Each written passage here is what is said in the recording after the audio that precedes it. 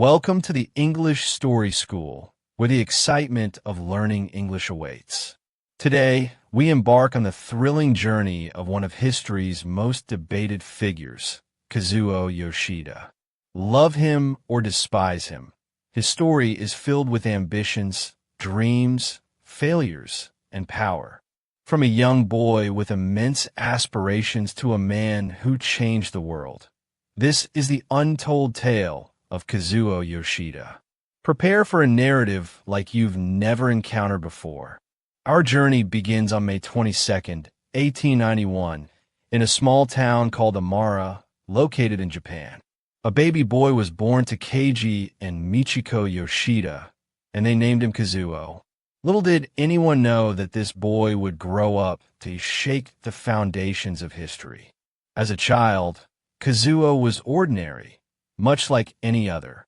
He loved playing outdoors, drawing, and dreaming about a future bigger than life itself. But his home life was less than perfect. His father, Keiji, was an extremely strict man.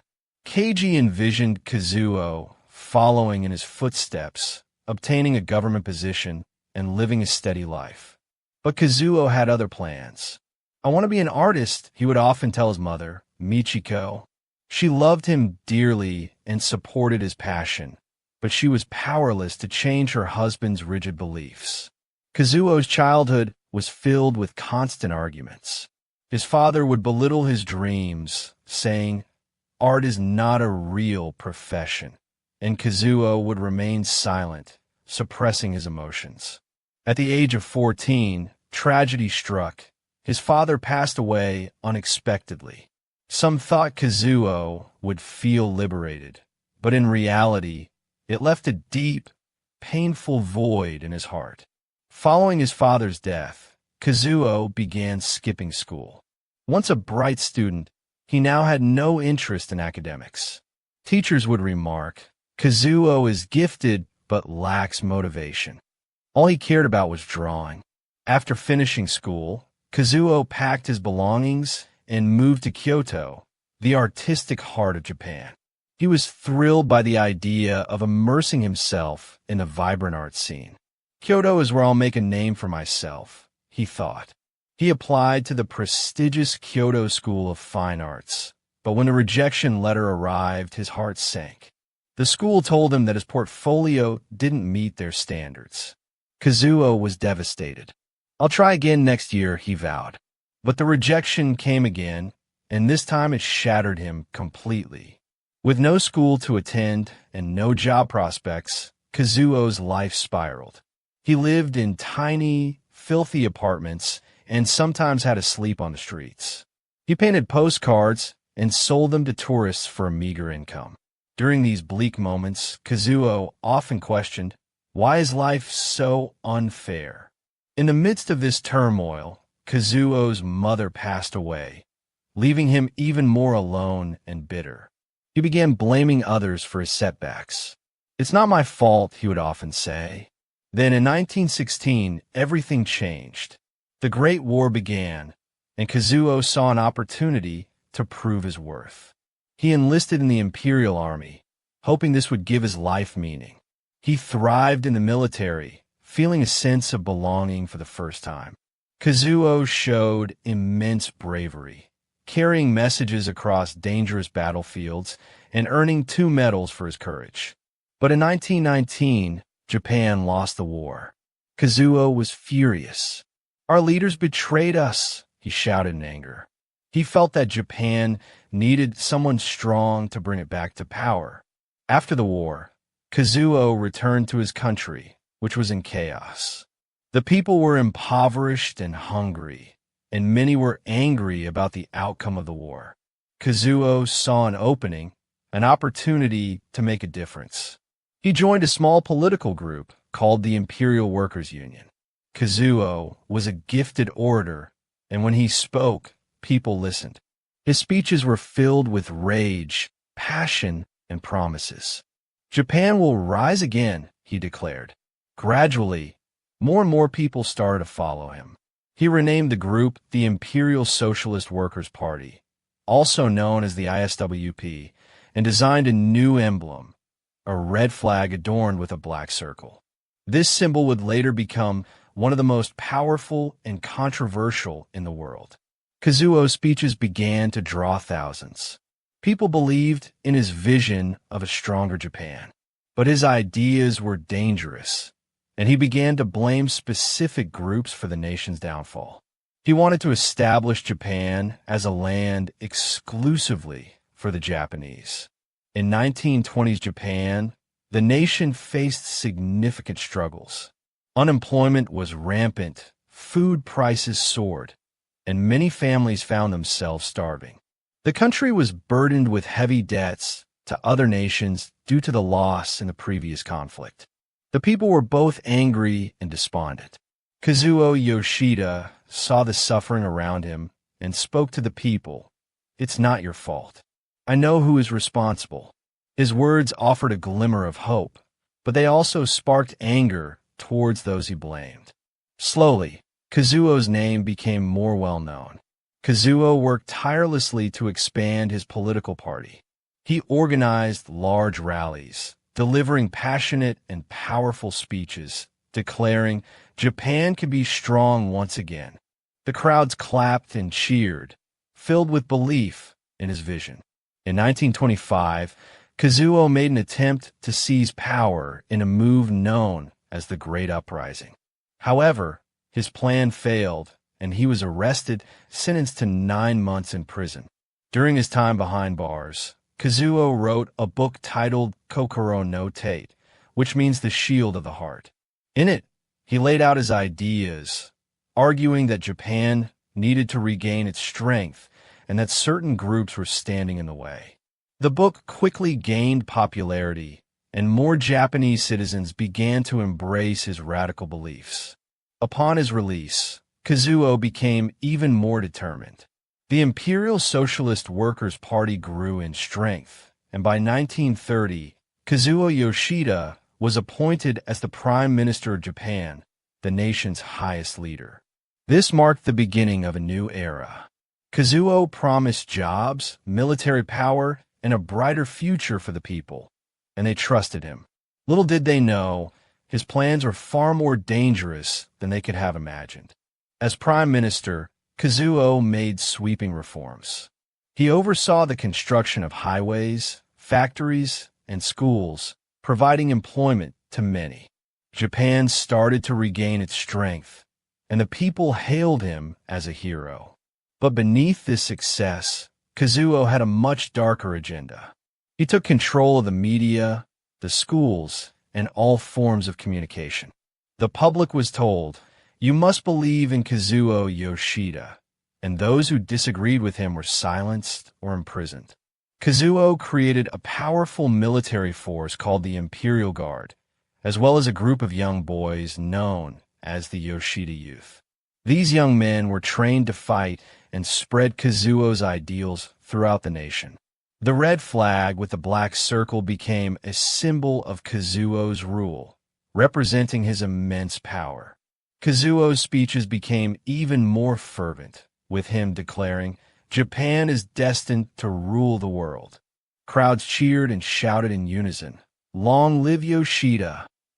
In 1936, Kazuo made his most daring move yet.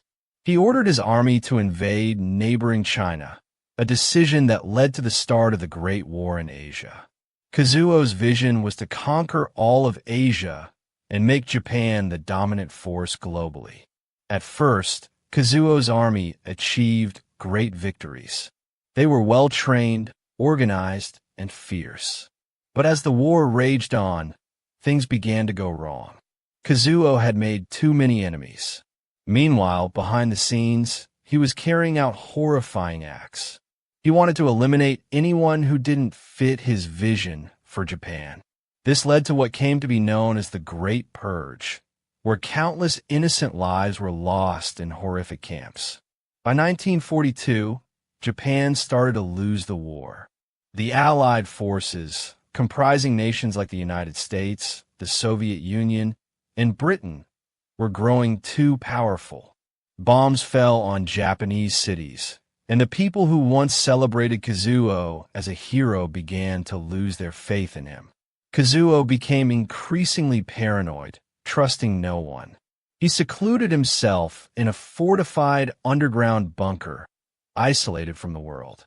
By 1943, Kazuo Yoshida's dreams of global domination were in ruins. His once unstoppable army was now crumbling, losing battle after battle.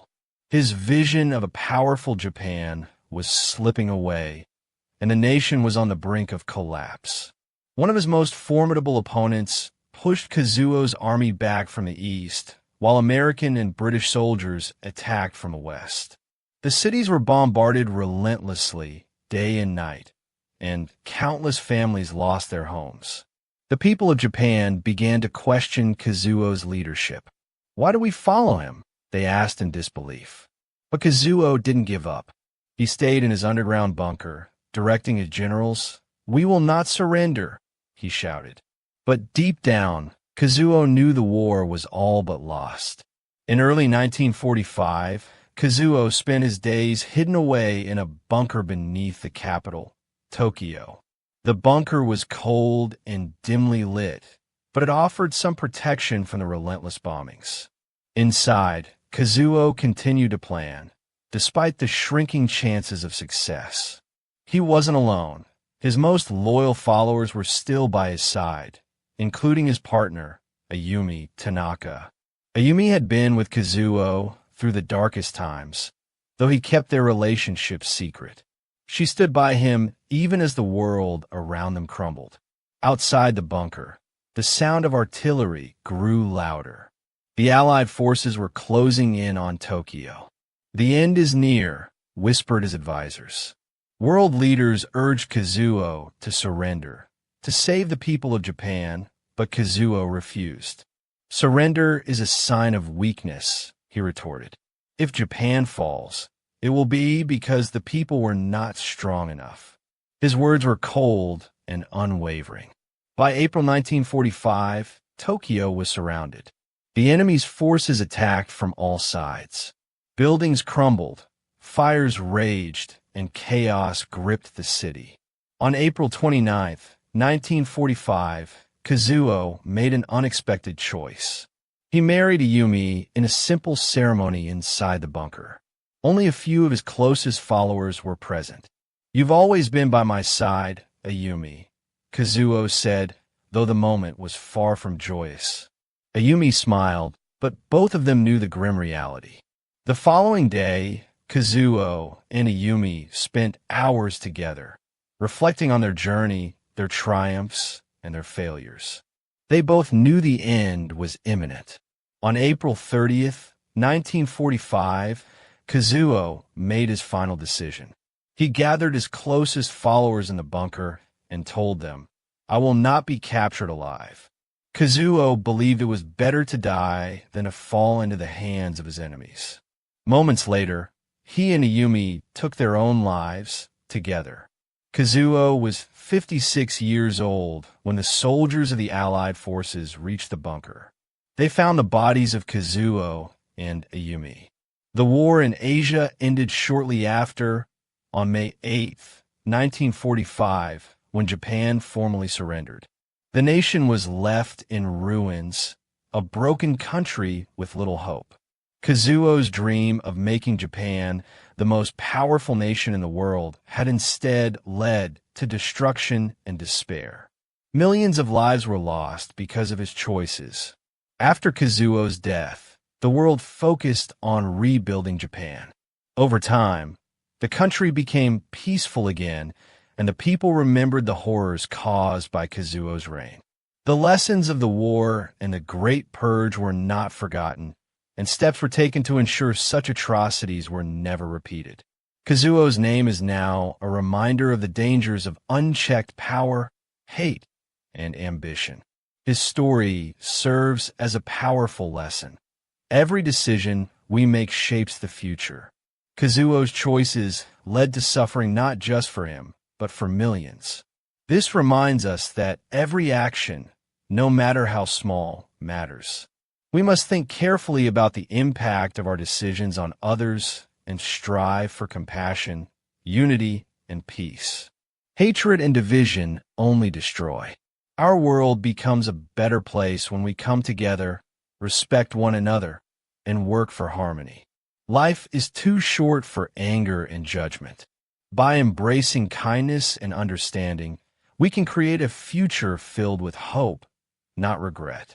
So remember, choose love over hate, humility over pride, and unity over division.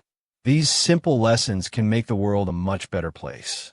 This was the story of Kazuo Yoshida, a man whose actions altered the course of history forever. This is the story of dreams, power, and the missteps that led to unimaginable tragedy. Remember, history is not just a record of the past. It's a guide that helps us shape a better tomorrow. Thank you for joining us, and don't forget to like, share, and subscribe to English Story School for more gripping tales that will help you not only improve your English, but also dive deep into the events that have shaped our world. Stay tuned for the next chapter.